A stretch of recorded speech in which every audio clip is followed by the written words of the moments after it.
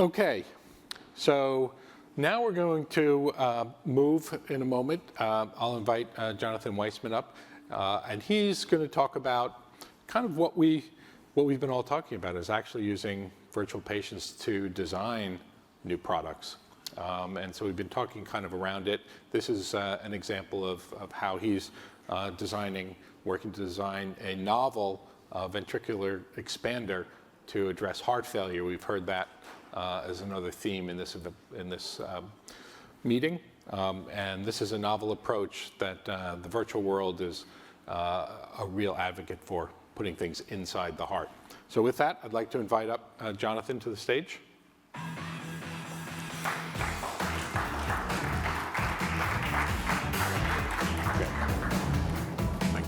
Yeah. Okay, thank you. Thank you for the kind introduction. So today I'm going to show you a little bit of the computational analysis that I've been doing to investigate ventricular expander for heart failure with preserved ejection fraction. I'll start by saying that heart failure with preserved ejection fraction, or FPEF in short, is a form of heart failure which primarily has diastolic characteristics. The hallmark of this disease is left ventricular stiffening, which hinders the expansion of the left ventricle and leads to improper relaxation. And as a result, there is an elevation in pressure and also cardiac remodeling, as we can see. Where's the pointer, by the way? As we can see here, the hypertrophy and the thickening of the left ventricular wall. Now, albeit those changes, the ejection fraction remains above 50%. FF is a major health condition. As previously said, about half of the heart failure patients have preserved ejection fraction. And currently, the therapies to reduce mortality rate are still lacking. This is kind of like spurred the development of device-based solutions, and today I'm going to focus about the left ventricular expander, which is a spring-like device that implanted transapically via, let's say, a small incision in the apex, and it exerts direct internal stress on the cardiac wall. Now, both clinical and animal studies have shown that it can improve left ventricular filling and reduce end-diastolic pressure. However, it is highly dependent on the degree of hypertrophy. So the main goal of this actual analysis is to evaluate the application and efficiency of this device while also providing some basic optimization. So the entire computational work that I'm about to show you is actually based on an animal experiment where healthy pigs underwent aortic calving and were subjected to increased and prolonged pressure overload to induce heart failure characteristics. And we actually used the cardiac MRI scans taken before and after the induction process to replicate both healthy and FPEF finite element models. And to do that, we actually used the living heart porcine model. Where's Kevin? Thank you. Much appreciated. And we used techniques like mesh morphing to actually preserve the mesh and to obtain the desired anatomy, and followed by calibration of the material properties. Now, today I want to focus on the left ventricular expander and its implantation in those FPEF models. And not only have we made a comparison between the pre-implantation and post-implantation models, but we also took into account the healthy model to actually, let's say, explore or evaluate the performance of the device. So in terms of the modeling, the device was modeled according to the manufacturer's data. It is comprised of metallic wires. 6 of those, and they are like connected to one another to actually form 3 arms. And in addition, there are also elastic threads. You can see those here, which actually allows to actually suture the device into the apex and kind of like anchoring it, so it won't move much. Like any other, let's say, device, there's also a delivery system or a crimper, and here we simply opt for a simple cylinder. So as for the cardiac models, we actually used previously generated cardiac models, and here you can see two porcine subjects that actually differ from one another, and not only in volume and pressure, but also in the level of hypertrophy. And you can see here the differences in the thickness of the left ventricular wall, as well as in the left ventricular mass. And here you can see an illustration of the device inside the left ventricle. So in terms of the deployment itself, generally it was in general comprised of 2 steps. The first step was actually to crimp, to do the crimping itself. It was governed using displacement boundary condition on the crimper in the radial direction. And then, okay, now it's working. And then when it was positioned in the left ventricle, it was gradually pulled out or drew out using, again, displacement boundary condition only towards the apex. Now, the global and local stress distribution were also calculated, and we actually, the left ventricle was automatically divided into 17 segments according to the American Heart Association. And for each segment, the average stress distribution was calculated. Now, it is important to highlight that the topology, or let's say the mesh connectivity of all these subjects is the same. And that is because they were all generated using the mesh morphing technique. That, in fact, allowed us to not only compare between the subject, but also to make this comparison in the, let's say, element level, to compare the element to element. In addition to that, we also performed some basic optimization. We took into consideration 2 scenarios. The first one was the rotation of these arms along the long axis. And the second one was to alter the material properties of the device itself. We actually consider a more compliant device, or let's say less stiffer device. So these are the results, and you can see here in green, you can see here the 2 subjects, of course, and the PV loops of all for each of those. And in green, you can see the healthy configuration, which serves as a reference. In orange, the pre-implantation, and in blue, the post-implantation. And one can observe that the devices help actually to increase the end-diastolic volume in both subjects.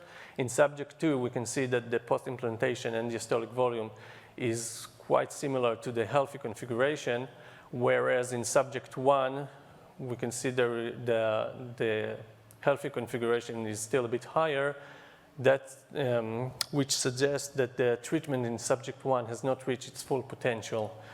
Another thing that we can also observe that there is an overall pressure reduction. We can see it here.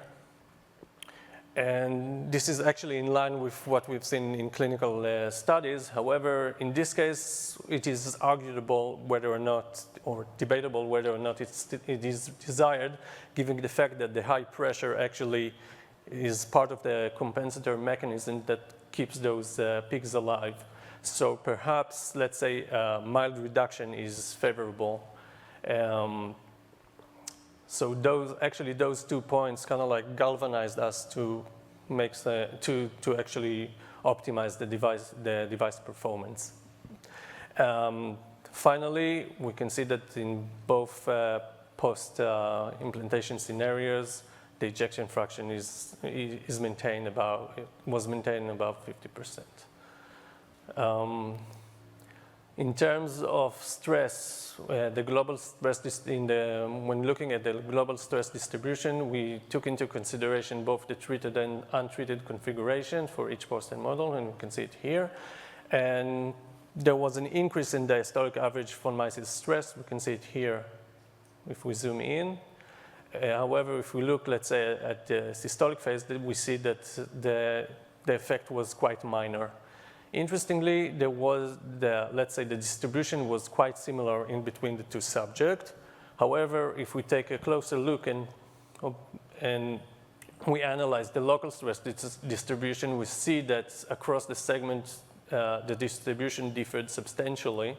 And both the histograms and the bullseyes have shown that the major segmental changes were in fact in locations where the left ventricular wall and the expander were in close contact, namely at the apex and the neighboring segments.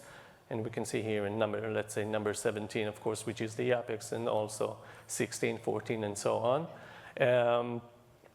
It is important to note that the expander, that in this location, the expander is fixed, and the left ventricular cavity is relatively narrow. Now, as for the optimization itself, we can see here that after rotation, which is the note here in red, if we compare that, let's say, to the initial implantation in blue, we can see that there is a mild reduction in pressure, but also it enables a better expansion of the device, as we can see that the end diastolic volume is a bit higher.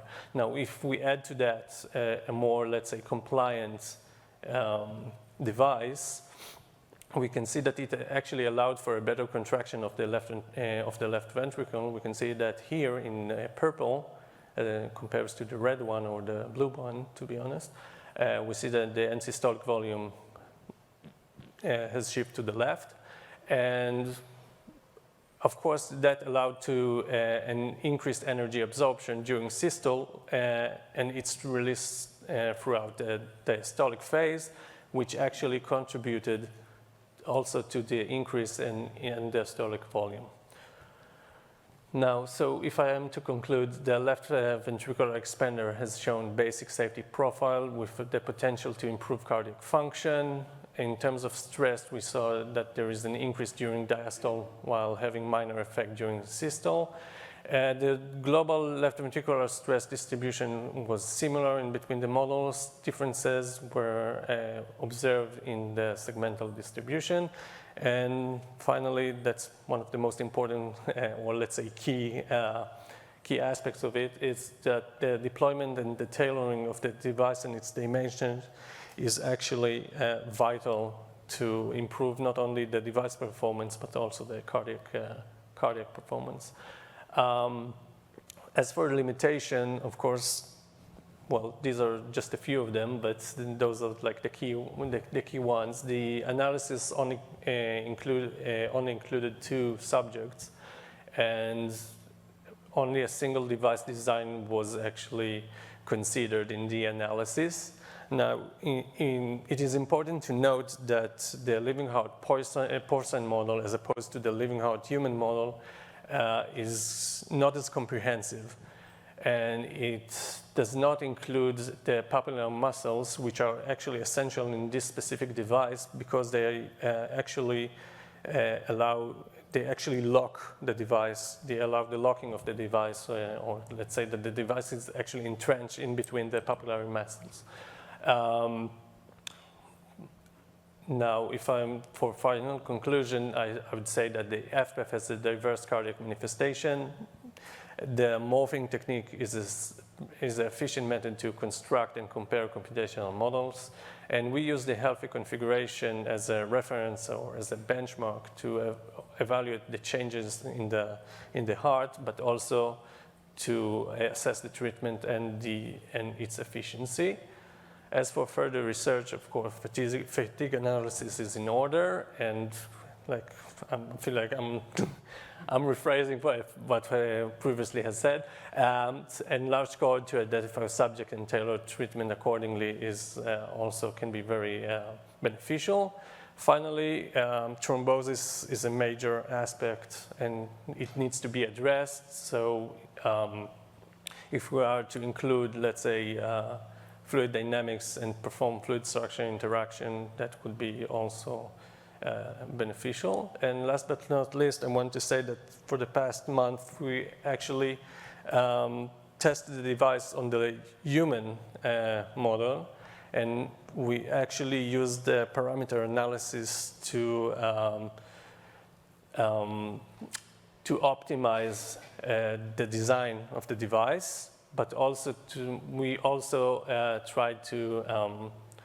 made some fatigue analysis, and here is actually the final result. And we can see that the device is capable or can withstand 2.5 years of, that's in purple, 2.5 years of, let's say, work, but it failed the 10-year bar or the 10-year fatigue test. So it's something in between. So that's just something to think about. Thank you.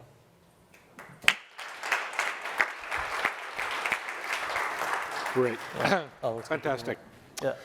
Great, thanks, Jonathan. So let me open this up to questions. If there are, we have time for maybe one, if there is one on this work. If not, I actually have one. So as you, so I was going to commend you, first of all, and Kevin talked about this earlier, about the transition from animal models to virtual animal models to virtual humans. It's a very powerful progression. And so as you went from the animal model to the human model in the virtual, in the living heart, how smooth was that transition from the virtual hearts, would you say? Tough question, to be honest. It was rather smooth, to be honest, because actually the living heart itself, at least the original version, was more or less based on the porcelain one. There were a lot of similarities, so it was a smooth transition.